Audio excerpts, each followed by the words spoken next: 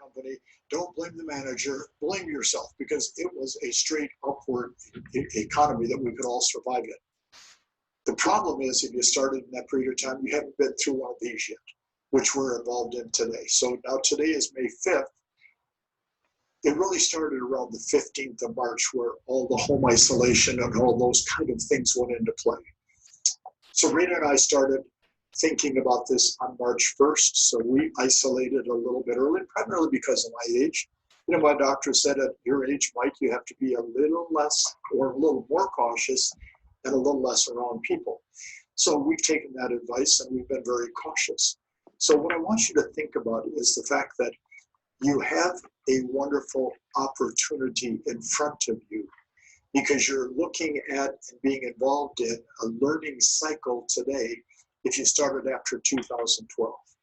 And you have to accelerate that learning, and you have to open your mind to the fact that you're going through a bump in the road, which we're going through, no question about that, a bump in the road. And this illness that is being created is certainly not fun for anybody. And of course, unfortunately, some places it's taken the lives of a lot of people. So I'm worried about the people in 2012 because this probably is your first time going through this kind of an economy. The second group I'm quite honestly worried about are the people over age 50 to 55 in real estate. And if you've seen me speak in the past, it's very common that I will say to an audience, if you're over age 50, have you seen this part yet, Leslie? Of course, we joke about the fact that nobody wants to raise their hands, and nobody wants to, of course, tell the truth about their age. But the reason I'm concerned is because after age 50, it's a little bit harder to change your behavior. And the next 2 days are all about changing some of your behaviors. It's about trying something a little different to enhance the real estate. I feel older than 50 then. A little different service to the buyer, to work at a different angle than you may have worked at in the past. And over age 50, it's harder to change your behavior. We get stuck in our ways. But the third group that I'm concerned about are those people the last couple of years that have been doing 2 or 3 transactions a year. Now, from a real estate broker company, if the broker has 50 agents and a dozen or so are doing 2 or 3 transactions a year, the broker's not going to fire those people because they're participating, they're part of the company, and they're adding a little bit to the total. But see, 2 or 3 transactions a year, and then there's a bump in the economy, it probably goes to 0 real fast. So we have to reignite some of the agents and get them back involved in the business at the highest level. So the action workshop is all about scripts, skills, dialogues, activities, etc. I'm going to ask you to write down 4 words. So get your scratch pad out, get your pen out, and let's write down 4 words. Write down number 1, the word mindset. Mindset. Number 2, write down the word skills. Number 3, write down the word activities. Oh, I do remember this. And number 4, write down the word action. Because see, those 4 words really define our business, okay? Is the mindset of the agent you, positive, strong, go-getter, I can accomplish? Does your mindset actually help you in terms of your discipline? Does it help you in terms of your schedule? Does your mindset keep you moving forward towards the goals you've set? Or does your mindset, like so many people, drag you down, put you down, keep you down all the time?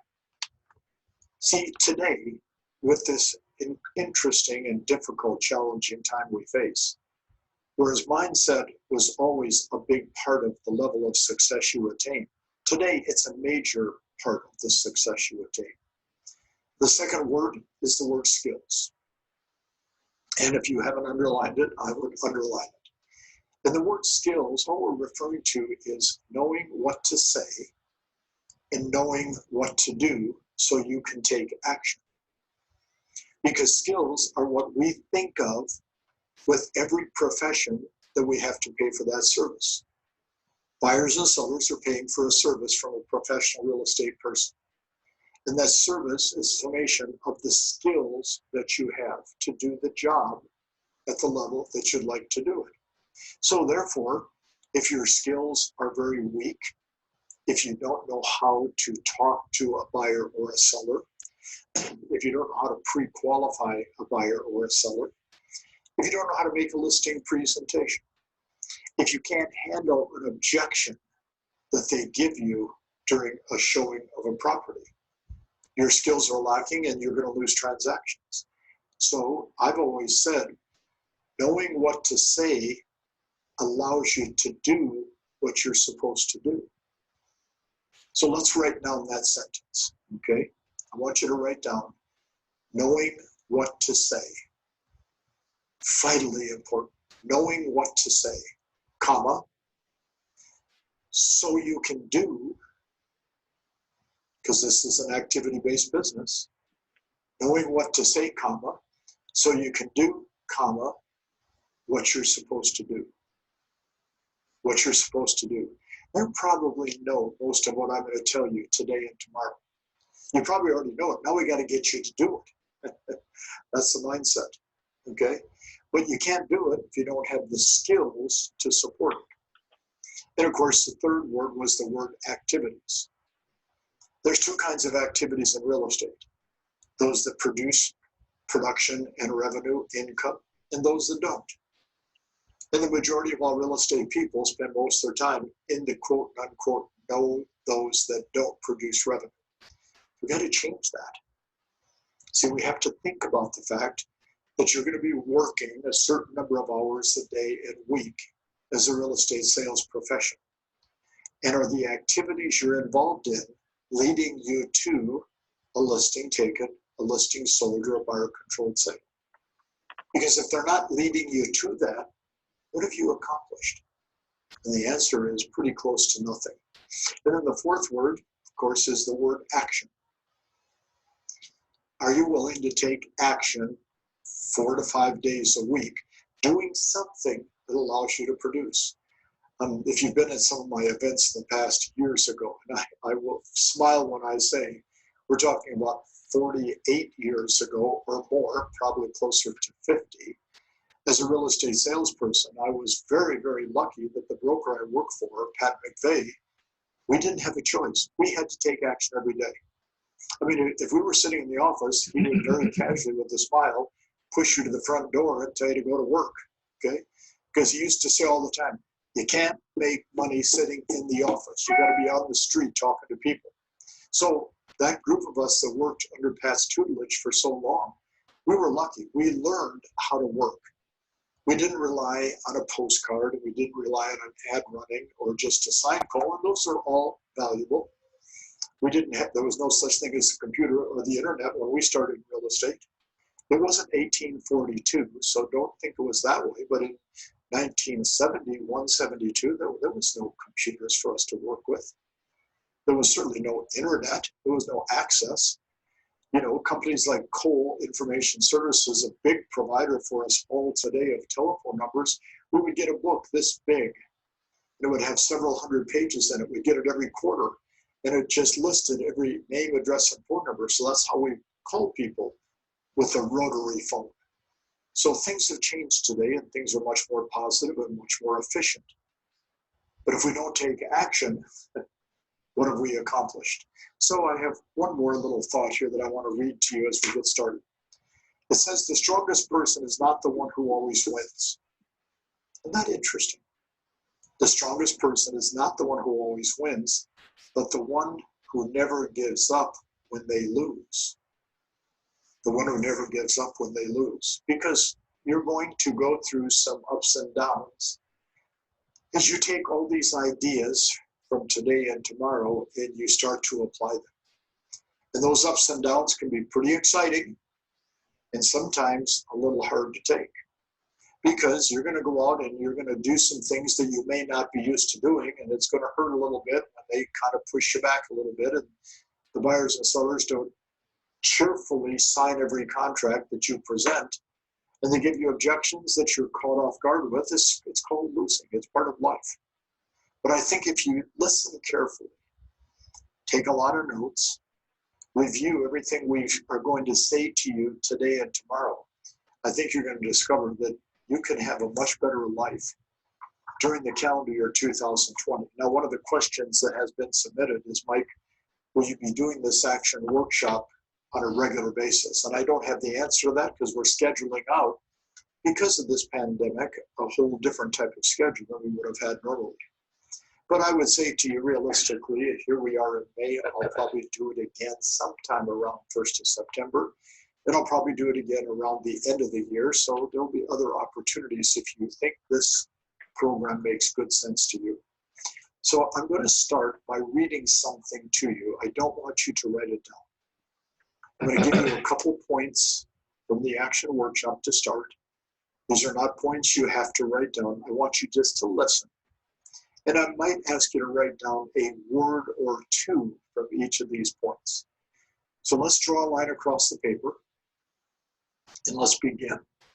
So I wrote down for you, and I want you to listen. The biggest challenge people face in life is determining their motivation, whether it be in their personal life or in their business. There have been thousands, if not tens of thousands of books written and tens of millions of words spoken on the topic of motivation. So let's start the action workshop by simplifying this process. So I guess if we're going to write anything down, let's write point number 1, determining motivation. Determining motivation. Earl Nightingale, who I worked with very fortunately in the late 60s in Chicago, always said the same thing. Man has no problem, and of course he's referring to men and women. This was the 60s. Man has no problem achieving the goals they've set. Problem is setting them.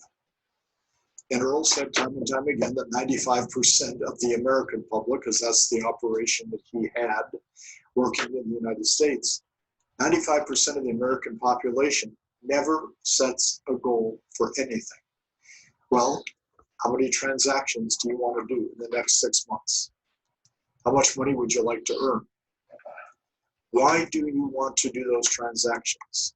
Why do you want to earn that money? Like, I just want to pay my bills. I just want to keep my head above water during these trying times. Fine.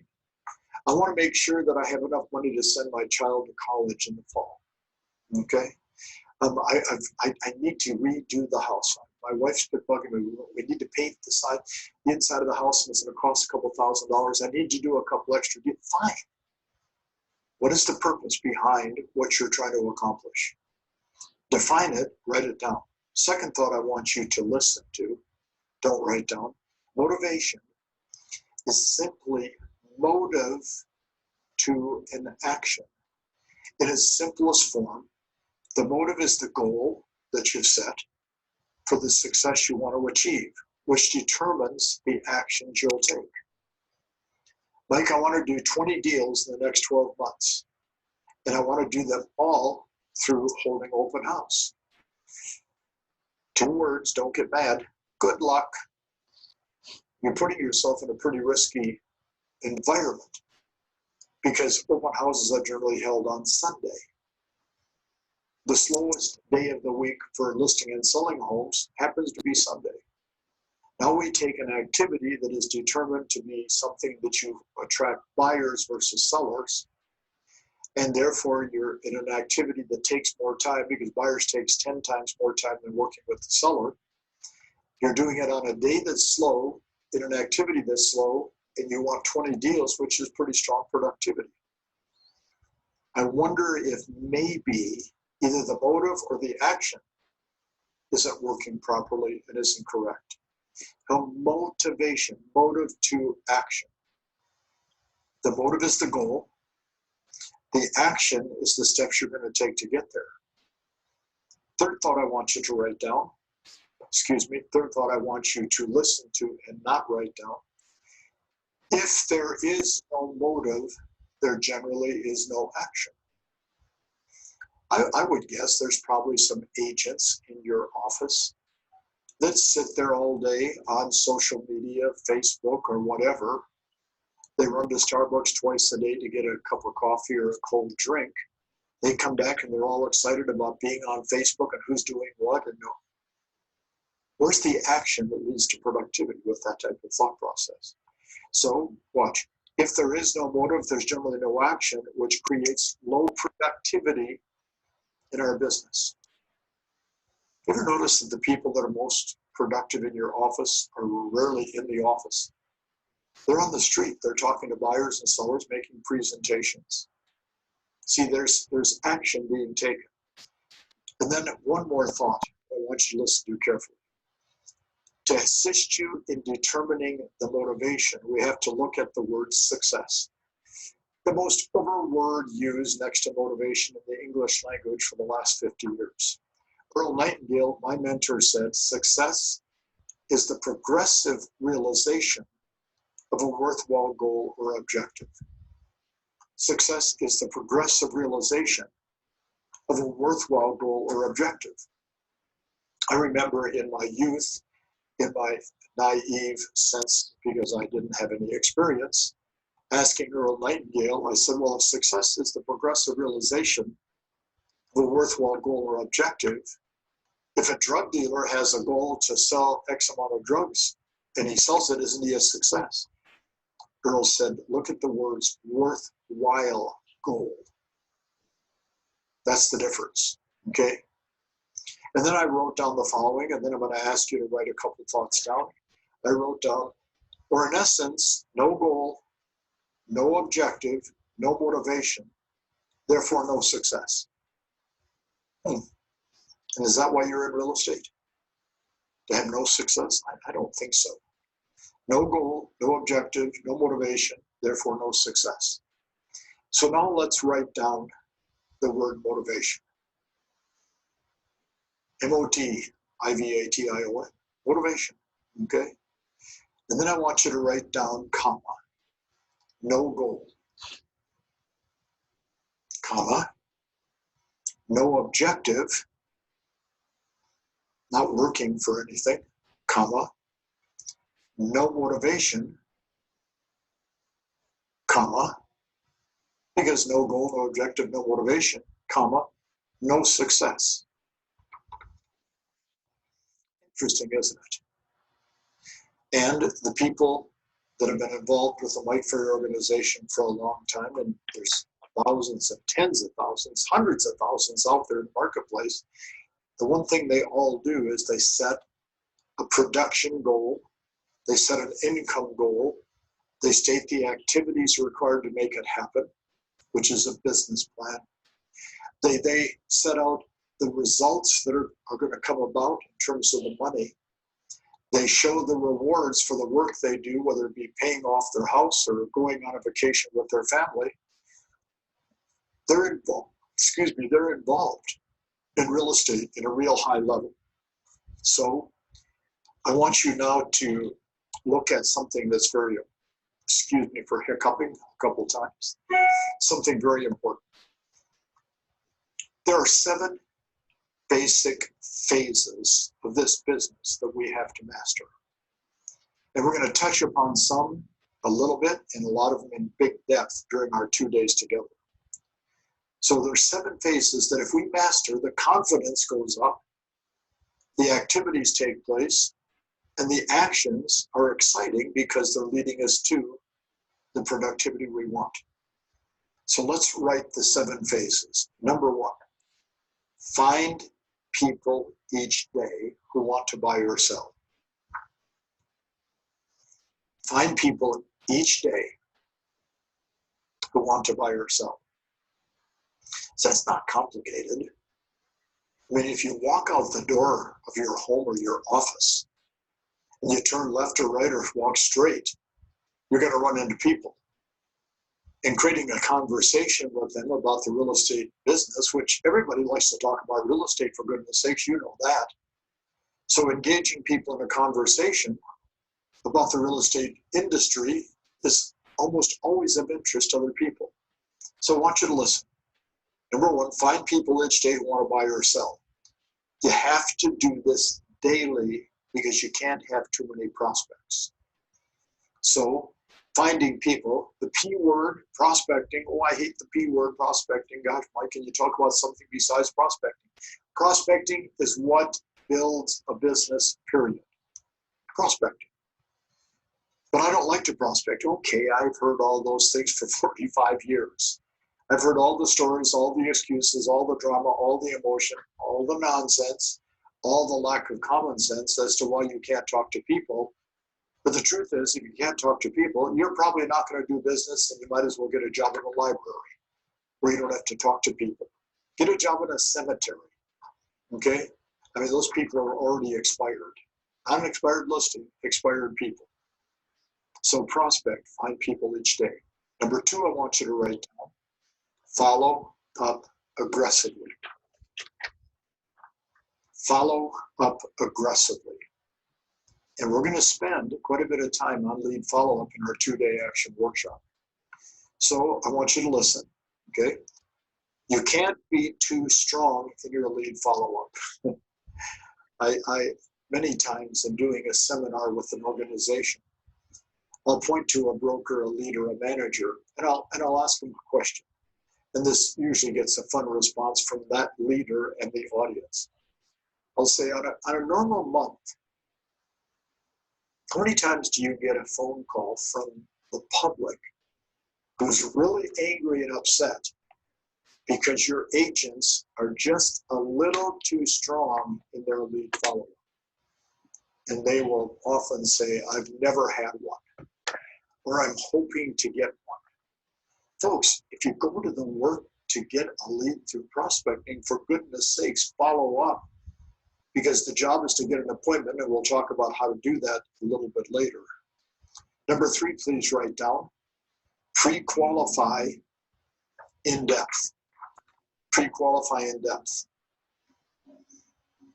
Pre-qualify in depth. Well, Mike, it's not my style to be nosy. Excuse me, you're a professional person. I mean, if you go to the doctor for a physical, they pre-qualify. They ask you a lot of questions. They take your blood pressure, your temperature, your pulse. They want to make sure you're alive before they start doing the physical. They're pre-qualify. If you have a legal problem and go to an attorney, the attorney will ask you 10, 20, 30, 50 questions before they decide to take or not to take the case. They pre-qualify.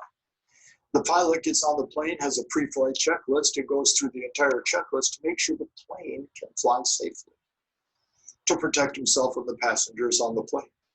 So I wrote pre-qualify in depth. Don't be afraid to ask, because you can't know too much about them.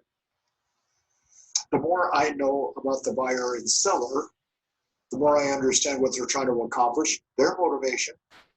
And that gives me the ability then to take them in a direction which will help them achieve the goal they've set, which is either selling their home or buying a home. Number 4, do virtual presentations daily. Do virtual presentation, because we're in a new world today, okay? We're doing the action workshop virtually instead of doing it live. Now, for a lot of people that are experiencing what we're doing today, it's a big savings of time and money. If I was doing this workshop, say in San Francisco, and we had 300 people, we would have 150 from the greater San Francisco area. We'd have 150 who would be flying in from Vancouver or Seattle, Portland, or Reno, or Las Vegas, or Southern California. That's just called normal. Look at the time saving on the word virtual. So do a virtual presentation to a buyer. You show homes virtually. We'll talk about that. In a virtual listing presentation versus doing it in person. We can't get contracts signed unless we're in front of people. In our case, in front of people is what we're doing here today. Well, Mike, if I said I wanted to join coaching, how do we do it on a virtual presentation? Well, we email you the contract, you read it, you use DocuSign, you sign it, you send it back. Very common. Sabrina and I have been using DocuSign for years because we travel all the time. We're on the road. So contracts, agreements, DocuSign, standard. We've been operating virtually for a long time. Number 5, I want you to write down. Then ask them to sign the contract because of your presentation. Ask them to sign the contract. because of the presentation. So, Mary and Bob, we've discussed all aspects of what it takes to get your home sold. Are we in agreement that I can get the job done for you? Well, yes, we are. Would you sign the contract, please? Or on DocuSign, the document's now there for you. Please just initial it, press send, and it comes back. And then next on this list, which is number 6, negotiate. Negotiate with them and for them. Negotiate. But the 7th part of the steps we have to learn to take, and this one you don't have to write down, you'll remember it because nobody wants to write it down. Number 7, start over every day at the top. Start over every day at the top. See, I believe you can become a great real estate salesperson. I've been doing this work for 45 years. I've always believed that the audience, the people I'm working with, the coaching, training, can become great real estate people. I believe you can become a great real estate person, but you have to do 1, 2, 3, 4, 5, 6, and then number 7. Because see, the biggest challenge you have is if you did not have a great day on Monday, getting up and getting out and doing everything again on Tuesday. Or if you had a great day on Monday and got a listing contract signed, stop celebrating what you've done, start working on Tuesday to get it sold and create the next listing. So starting over again many times, I wrote the following. This is the hardest part of the process and is what makes the best business productive and profitable for you. So with all that being said, I want you to listen now and don't write anything down. I want you just to listen, okay? You have 3 choices, effective right now. So I've been speaking to you now for what, 35, 40 minutes probably. And as I said, we're gonna go about 50 to 52, 53 minutes, and we'll take a little 10-minute break. And, use the restroom, get a cup of coffee, a glass of water, stretch out your legs, because, sitting in your home or sitting in your office, watching this is actually more work than if we're actually doing it live, because you have to focus a little bit more. So the truth is you have 3 choices. And here's your 3 choices. Follow the basic sales rule that Mike suggests you follow. Watch, you're involved in a Mike Ferry 2-day action workshop. You've paid a fee to be part of this. Might be wise that you tried to do what we said. Just a thought. Or B, break the rules that Mike is teaching. That doesn't make a lot of sense to me. Does that make a lot of sense to you? Break all the rules? Or C, and I wrote, worst of all, create your own rules. Boy, that one doesn't make a lot of sense, does it? Okay? I have people approach me on a regular basis. Not as much since March 1st, since we went into our home isolation that we've all been involved in. But I have people approach me on a regular basis. They say things like this, I've got my own listing script. And quite honestly, I like it better than yours. I say, congratulations. How many listings do you take per month? Well, I take 1 or 2, which means they probably take 1 now and then. And I said, do you use your script? Oh, yeah, I use it all the time. Pretty good? Oh, that's really great. Do a lot of people download your script from the internet on a regular basis? They go, what do you mean? I said, well, you got these good scripts. There are a lot of people typing in your name and downloading your scripts. Well, no. They download mine every day. Can I tell you why? Because they work. Don't start writing your own scripts. You don't need to. We have all the scripts for you. Go to MikeFerry.com.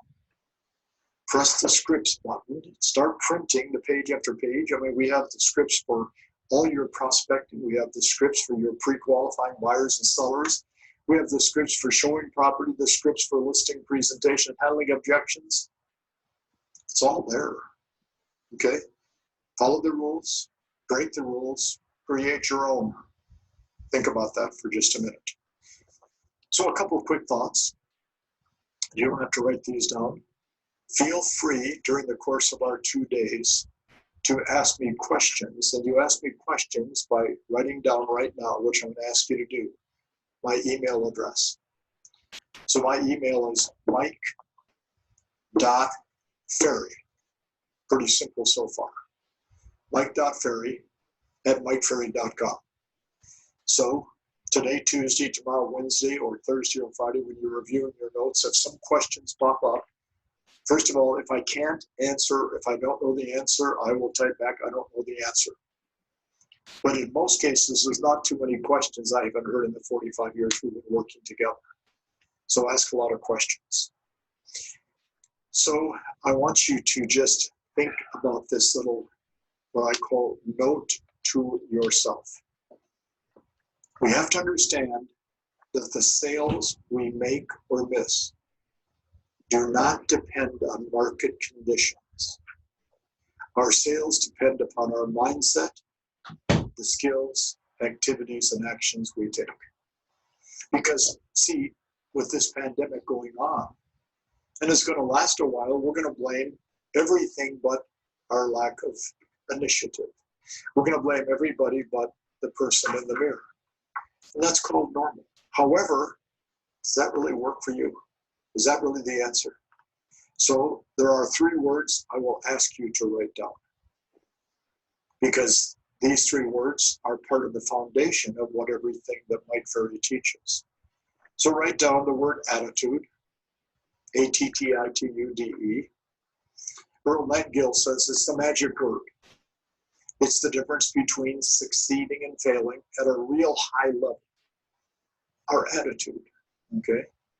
Second, write down the word approach. Approach.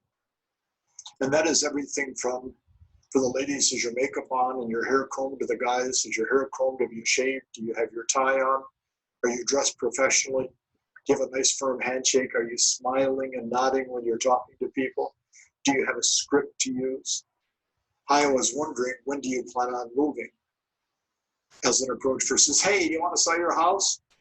Which is what everybody wants to do today. Hey. I thought that's what horses and cows eat in the field. I didn't know that was how people address each other. Hey. I get emails every day. Hey. I write back, I'm not a cow. You know, address it as, hey, Mike. Hi, Mike. Mr. Mike. Anything but hey. Approach. Critical, important. And the third word is the word expectations. The word expectations. Our business depends upon our attitude, positive or negative, plus or minus, good or bad. Our approach, professional, unprofessional, and the expectations we have. Our expectations are 100% of you that are involved in this 2-day action workshop are going to do 100% of what I suggest. Some of you say, Mike, you must be smoking medical marijuana to think like that. Well, what would be the point of me spending time with you like we're doing together if I didn't expect that what I was teaching could help you? What would be the point of the work we're doing if I didn't expect that it was going to make your life and your business better? So I want to read this to you, then we're going to do an exercise together. And then I think we're probably 15 minutes or so away from the break. I don't know if I'm going to ask my lovely wife Serena to give me a signal. In fact, she can say it out loud because we're working together. 4 minutes from the break? 10 minutes from the break, good. So going back to the word motivation, to help us define our motivation or increase our desire to succeed, we should try every 90 days to go through what I call the money exercise. Ooh, money. Everybody wants more money. To assist you in setting a financial goal, which is part of goal setting, we have to look at setting production standards and goals for ourselves. So to be completely honest, when we're doing this exercise, it will certainly better define our motivation and assist you in building a better long-term business if you will do the following. So now, again, draw a line across your paper. And I'm going to give you some statements that I want you to answer for me. Now, you're by yourself in most cases. Maybe you're with your staff or your assistant or your partner. but you're not sitting in a ballroom with 1,000 people watching you, so you can be honest about this, okay? In doing this live in a big seminar, there's always people going, oh my gosh, and I hope nobody's looking at what I'm writing down. Nobody cares what you write down, except for you. So let's write down letter A. My total cost of living per month is. My total cost of living per month is. Now, you may not know the exact number. Maybe your spouse takes care of the books at home and, maybe you don't get involved, but you probably have a pretty good idea. You have your house payment or your rent and your car and your insurance and your food and your set aside money for your family vacations. You have a little budget of some type you're operating from, and hopefully your money does not run out before the end of the month and you can make it through. So you have a cost of living per month. So let's write down what that is. It's approximate. It won't be perfect. So I use the example here that the cost of living for this particular person was $6,000 per month. Letter B, I want you to write down my total outside monthly income is. My total outside monthly income is. So what do you have in outside income per month? Does your spouse work? That's outside income from yours. Do you maybe have something like chalimony or alimony, one or the other, and child support that you're receiving? Maybe you have some retirement income. Maybe you're on Social Security. Maybe you're one of the lucky ones that you have some money coming from a trust, from an inheritance, okay? Maybe you own a couple of rental properties and they provide you with a certain amount of money per month. How much is that? So letter A is my cost. So I wrote this example that it costs my wife and I $6,000 a month to live, and our outside monthly income is $3,000. Okay. So then letter C, I want you to write the difference is plus or minus. The difference is plus or minus. Well, I'm not a mathematician, but I think I can figure out without a calculator that the difference between 6,000 and 3,000 is 3,000. So now we've got a minus 3,000. Or in essence, that's the money that you have to earn to fill the gap to keep the household running. So we have A, B, and C. 6,000 is what it cost me to live, 3,000 in outside income, and I have a minus 1,000 that I have to earn. I have to take this real quick, okay? Okay, no problem. But then watch letter D. I want you to write, my average commission check is. My average commission check is. And just for examples purposes here, let's put the number at 6,000. My average commission check is 6,000. So I bet I would almost guarantee that for most agents, not you, most agents, they're never going to do any more deals than it takes to break even. Because most people live their life based on complacency and breaking even.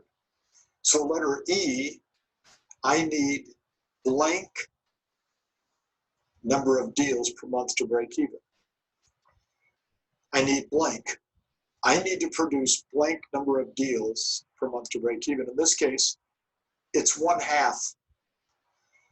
If your average commission check is 6,000 and you need to produce 3,000 a month, you need to do a half a deal a month for the family to break even. And if you're just breaking even, I'm okay with that, but is that really the life you want? You want that on your headstone? Herein lies Bob Smith, realtor, broke even. It's not a way to live your life. Letter F, I want you to write, in addition, I would like to earn an additional blank per month. In addition to what I earn, I would like to have an additional blank per month. So let's just close your eyes and dream a little. Do you want to earn an extra 3,000 a month, 5,000 a month, 10,000 a month? What would you like to have for additional income? The family you could enjoy for whatever reason. to take the vacation or to have a better car or to set aside money for your children's education. So let's say in this case you wrote down, I want to have an additional $6,000 a month. All right, so then letter G, that would represent blank transactions. How many fingers am I holding up? One. That would represent one additional transaction per month. So now, instead of doing a half a transaction a month, I got to do 1.5 transactions a month. And now I have a number I have to achieve for the annual goal, which in this case would be now, 18 transactions a year. But the letter H is the one I want you to think about, okay? I want you to write, I would use the extra money for blank. I would use the extra money for, excuse me, blank. What am I going to use the money for? And maybe you write down, we're going to upgrade the house we live in. We want to remodel the master bath. We're going to do the kitchen over. My wife deserves a little better car than the 27-year-old Toyota that I'm having her drive. Just kidding. We've always wanted to take a vacation and go to blank. What are you going to use the money for? Because see, what if I can get you to start thinking and keeping that image of what you want to accomplish in front of you? Now you have a goal, and that goal creates the motive to action, and that creates the success, which is the progressive realization of the goal you've set. And guess what? Life is better. So with that thought, let's take a little 7 to 8 minute break. Stand up and stretch. Get a glass of water, cup of coffee. We'll see you back here in about 7 to 10 minutes. Thank you.